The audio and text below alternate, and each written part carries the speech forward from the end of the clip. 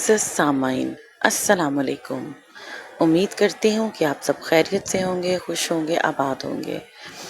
آج میں آپ کے لیے لے کر آئی ہوں ایک ایسی کہانی جس کا پس منظر کچھ یوں ہے کہ آپ کو کبھی بھی اپنے بچوں کو اپنی آنکھوں سے دور نہیں کرنا چاہیے، اور نہ ہی کسی پر اندھا اعتماد کرنا چاہیے، چاہے وہ آپ کا خونی رشتہ دار ہی کیوں نہ ہو۔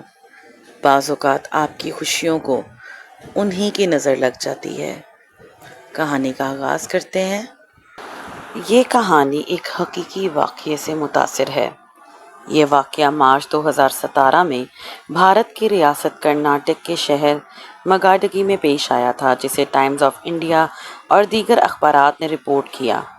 پولیس تحقیقات کے مطابق معصوم بچی کو کالے جادو کے نام پر قتل کیا گیا تھا، ایک مفلوج شخص کو شفا دی جا سکے۔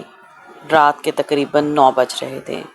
مگاڈگی کی تنگ گلیاں اندھیرے میں ڈوب چکی تھیں، بارش ہونے والی تھی، آسمان پر کالے بادل جمع تھے اور ہوا میں عجیب سی گھٹن۔ 10 سالہ عائشہ اپنے گھر بیٹھی مٹی سے کھیل رہی تھی۔ وہ بار بار اپنی گڑیا کو مٹی میں دبا کر پھر نکالتی اور ہنسنے لگتی۔ گھر کے اندر اس کی ماں کھانا بنا رہی تھی۔ عائشہ، اندر آ جاؤ بیٹا، ماں نے آواز دی۔ بس امی ابھی آئی، عائشہ نے ہنستے ہوئے جواب دیا۔ یہ آخری بار تھا جب اس کی ماں نے اپنی بیٹی کی آواز سنی۔ چند لمحوں بعد گلی کے کونے سے ایک شخص نمودار ہوا۔ وہ ارشد تھا، عائشہ کا چچا زاد بھائی۔ بچپن سے گھر آنا جانا تھا، اس لیے عائشہ اسے دیکھ کر خوش ہوئی۔ ارشد بھائی! وہ دوڑ کر اس کے قریب گئی۔ ارشد کے چہرے پر عجیب سنجیدگی تھی۔ اس نے آہستہ سے کہا، عائشہ، تمہارے ابو کو اچانک طبیعت خراب ہو گئی، جلدی چلو میرے ساتھ۔ عائشہ گھبرا گئی۔ ابو کو کیا ہوا؟ جلدی چلو۔ ارشد نے اس کا ہاتھ پکڑا۔ معصوم بچی خاموشی سے اس کے ہاتھ چل پڑی۔ گلیاں ختم ہو گئیں، پکے راستے کچے راستوں میں بدل گئے، پھر آبادی ختم ہو گئی۔ چاروں طرف سناٹا تھا، صرف ہوا کی سیٹیوں جیسی آوازیں اور دور کتوں کے بھونکنے کی آواز۔ عائشہ رک گئی۔ ارشد بھائی، ابو کہاں ہیں؟ ارشد نے پہلی بار اس کی آنکھوں میں دیکھا۔ اس کی آنکھیں عجیب تھیں، جیسے اندر کچھ مر چکا ہو۔ بس پہنچ گئے۔ کچھ فاصلے پر ایک پرانا ویران گھر تھا، ٹوٹی دیواریں، زنگ آلود دروازہ اور اندر سے آتی ہلکی روشنی۔ عائشہ ڈر گئی اور سہم گئی۔ یہاں؟ اس کے قدم پیچھے ہٹنے لگے، مگر ارشد نے اس کا ہاتھ زور سے پکڑ لیا۔ چلو اندر۔ اب اس کی آواز بدل چکی تھی۔ جیسے ہی دروازہ کھلا، عائشہ کے جسم میں سرد لہر دوڑ گئی۔ کمرے میں ایک عجیب بدبو پھیلی ہوئی تھی۔ زمین پر کالے رنگ سے بڑے بڑے دائرے بنے ہوئے تھے۔ ان دائروں کے اندر لیموں، کالے دھاگے اور جانوروں کی ہڈیاں پڑی تھیں۔ چاروں طرف موم بتیاں جل رہی تھیں اور کمرے کے بیچ میں ایک چارپائی پر ایک مفلوج آدمی بے جان پڑا تھا۔ اس کی آنکھیں تو کھلی تھیں، مگر جسم حرکت نہیں کر رہا تھا۔ اس کے پاس ایک عورت بیٹھی تھی، نسیمہ، وہی عاملہ جس کے بارے میں پورا گاؤں خوفناک کہانیاں سناتا تھا۔ عائشہ ڈر کر پیچھے ہٹی۔ مجھے گھر جانا ہے۔ اچانک پیچھے سے ایک آدمی نے اس کے منہ پر کپڑا رکھ دیا۔ کپڑے سے عجیب سی بو آ رہی تھی۔ عائشہ زور زور سے ہاتھ پاؤں مارنے لگی۔ اس کی چیخیں پورے کمرے میں گونجنے لگی۔ امی، امی! وہ تڑپ رہی تھی، لیکن کسی کے چہرے پر رحم نہیں تھا۔ چند سیکنڈ بعد اس کی آواز کمزور ہونے لگی، آنکھیں بوجھل ہو گئیں اور پھر وہ بے ہوش ہو گئی۔ دوسری طرف گھر میں قیامت ٹوٹ چکی تھی۔ رات کے 12 بج گئے تھے۔ عائشہ گھر واپس نہیں آئی تھی۔ اس کی ماں پاگلوں کی طرح گلیوں میں دوڑ رہی تھی۔ میری بیٹی دیکھی ہے؟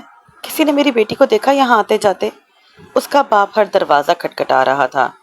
پوری رات تلاش جاری رہی، مگر عائشہ کہیں نہیں ملی۔ پہلا دن گزر گیا، پھر دوسرا دن۔ ماں کی آنکھوں کے آنسو خشک ہو چکے تھے، باپ کی آواز بیٹھ چکی تھی۔ پورا گاؤں تلاش میں شامل ہو گیا، لیکن کسی کو معلوم نہیں تھا کہ عائشہ اب اس دنیا میں نہیں رہی۔ ویران گھر کے اندر رات کے اندھیرے میں عائشہ نیم بے ہوشی کی حالت میں پڑی تھی۔ اس کے ہاتھ اور پاؤں رسیوں سے بندھے ہوئے تھے۔ وہ آہستہ آہستہ ہوش میں آ رہی تھی۔ جیسے ہی اس کی آنکھیں کھلیں، وہ خوف سے کانپ اٹھی۔ نسیمہ زور زور سے منتر پڑھ رہی تھی۔ موم بتیوں کے شعلے عجیب طرح جل رہے تھے۔ ارشد کے ہاتھ میں ایک بڑا چاقو تھا۔ عائشہ چیخنے لگی، ارشد بھائی پلیز مجھے چھوڑ دو، میں امی کے پاس جانا چاہتی ہوں۔ مگر ارشد کے چہرے پر انسانیت باقی نہیں رہی تھی، وہ صرف اپنے مفلوج بھائی کو دیکھ رہا تھا۔ نسیمہ چلائی، جلدی کرو، عمل کا وقت ختم ہو رہا ہے۔ عائشہ زور زور سے رونے لگی، وہ زمین پر تڑپ رہی تھی کہ اس کی ننھی انگلیاں فرش کو کھروچ رہی تھیں، لیکن وہ رحم مانگ رہی تھی، مگر وہاں موجود لوگ شیطان بن چکے تھے۔ اور پھر ارشد نے کانپتے ہاتھوں سے چاقو اٹھایا اور عائشہ کی گردن پر رکھ دیا۔ کمرے میں اچانک خاموشی چھا گئی، صرف عائشہ کی سسکیاں سنائی دے رہی تھیں اور پھر ایک خوفناک چیخ پورے گھر میں گونجی۔ پولیس رپورٹ کے مطابق ملزمان نے بچی کا گلا کاٹنے کے بعد اس کا خون ایک برتن میں جمع کیا اور اسے مفلوج شخص کے جسم پر ملتے رہے۔ انہیں یقین تھا کہ اس خون سے وہ ٹھیک ہو جائے گا، مگر وہ شخص کبھی ٹھیک نہ ہو سکا۔ 2 دن بعد ایک چرواہے نے سنسان جگہ پر پڑی ہوئی بوری دیکھی۔ جب بوری کھولی گئی تو ہر شخص کے جسم میں سنسنی سی دوڑ گئی۔ اندر عائشہ کی لاش تھی، اس کے کپڑوں پر سوکھا ہوا خون تھا، اس کے ساتھ کالے دھاگے، لیموں اور عجیب نشان موجود تھے۔ جب اس کی ماں وہاں پہنچی تو بیٹی کی لاش دیکھ کر ایسے چیخ ماری کہ وہاں موجود پولیس والے بھی کانپ اٹھے۔ باپ زمین پر بیٹھ گیا اور صرف ایک جملہ دہراتا رہا، وہ صرف 10 سال کی تھی۔ عائشہ کی لاش ملنے کے بعد پورے مگاڈگی میں شہر پر جیسے قیامت ٹوٹ پڑی ہو۔ گاؤں کی ہر گلی میں صرف ایک ہی نام گونج رہا تھا، عائشہ۔ اس کا چھوٹا سا سفید کفن دیکھ کر ہر آنکھ نم تھی۔ عورتیں بین کر رہی تھیں، بچے خوف زدہ تھے اور مرد خاموش کھڑے تھے، جیسے الفاظ ان کے حلق میں مر چکے ہوں۔ جب عائشہ کا جنازہ اٹھا تو صرف اس کا گاؤں ہی نہیں، آس پاس کے کئی دیہاتوں کے لوگ بھی وہاں موجود تھے۔ ہر شخص کے چہرے پر غصہ، خوف اور بے بسی تھی۔ عائشہ کی ماں بار بار بے ہوش ہو رہی تھی، وہ اپنی بیٹی کے کفن سے لپٹ کر صرف ایک ہی بات کہہ رہی تھی، میری بچی اندھیرے سے ڈرتی تھی، تم لوگوں نے اسے اکیلا کیوں چھوڑ دیا؟ یہ سن کر وہاں کھڑے کئی پولیس والوں کی آنکھیں بھی نم ہو گئیں۔ اسی دوران پولیس خاموشی سے اپنا کام کر رہی تھی۔ کچھ اہلکار سادہ کپڑوں میں جنازے میں شامل تھے، کچھ عائشہ کے گھر کے آس پاس گھوم رہے تھے۔ انہیں یقین تھا کہ قاتل کہیں نہ کہیں اسی ہجوم میں موجود ہے اور وہ اپنی تفتیش جاری رکھی ہوئی تھی، بس ایک غلطی کرے قاتل اور وہ پکڑا جائے۔ جنازے کے بعد رات گہری ہونے لگی۔ ایک پولیس افسر نے چائے کے ہوٹل پر بیٹھا تھا، وہ خاموشی سے لوگوں کی باتیں سن رہا تھا۔ تبھی پاس بیٹھے 2 آدمیوں سے سرگوشی ہوئی، عجیب بات ہے، پورا علاقہ جنازے میں آیا تھا، یہاں تک کہ دوسرے گاؤں کے لوگ بھی آئے، لیکن عائشہ کا چچا زاد بھائی ارشد کہیں نظر نہیں آیا۔ پولیس افسر چونک گیا، اس کے ہاتھ میں پکڑا کپ آہستہ سے رک گیا۔ ارشد؟ اسی لمحے اس کے ذہن میں خطرے کی گھنٹی بج اٹھی۔ رات کے 2 بجے پولیس نے ارشد کے گھر پر چھاپا مارا، دروازہ توڑا گیا اور ارشد کو گھسیٹتے ہوئے باہر نکالا گیا۔ شروع میں وہ مسلسل انکار کرتا رہا، میں بے قصور ہوں، مجھے کچھ نہیں معلوم۔ لیکن پولیس کو اب یقین ہو چکا تھا کہ یہی وہ شخص ہے جو عائشہ کی آخری چیخوں کا ذمہ دار ہے۔ تفتیش شروع ہوئی، پہلے سوال، پھر دھمکیاں، پھر تھپڑ، مگر ارشد خاموش رہا۔ پھر پولیس نے 3rd ڈگری دینا شروع کر دی۔ کمرے میں صرف چیخوں کی آواز گونج، ارشد کا جسم کانپ رہا تھا، اس کے چہرے سے خون بہہ رہا تھا، مگر پولیس مسلسل ایک ہی سوال پوچھ رہی تھی، عائشہ کے ساتھ کیا کیا تم نے؟ بولو، کیا کیا تم نے اس کے ساتھ؟ آخرکار صبح ہونے سے پہلے ارشد ٹوٹ گیا، وہ زمین پر گر کر زور زور سے رونے لگا، میں نے مارا ہے، میں نے مارا ہے عائشہ کو۔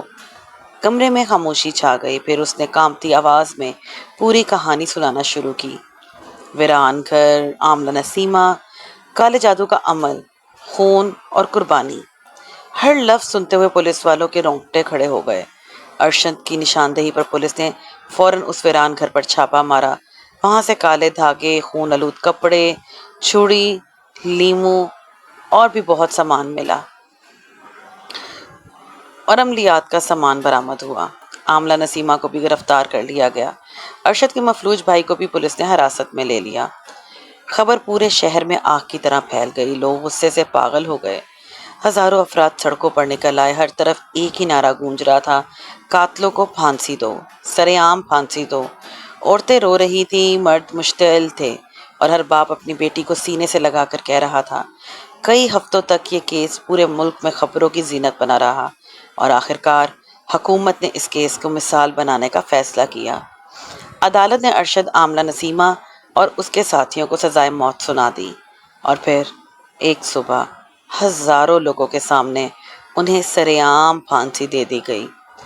لوگ کہتے ہیں جب ارشد کو پھانسی گھاٹ پر لایا گیا تو اس کے چہرے پر خوف صاف نظر آ رہا تھا، اور آخری لمحے میں وہ صرف ایک جملہ بار بار دہرا رہا تھا: مجھے معاف کر دو عائشہ، مجھے معاف کر دو۔ عائشہ کو تو انصاف مل گیا، لیکن نہ جانے کتنی عائشائیں آج بھی ایسے درندوں کے ہاتھوں اپنی جان گنوا رہی ہوں گی۔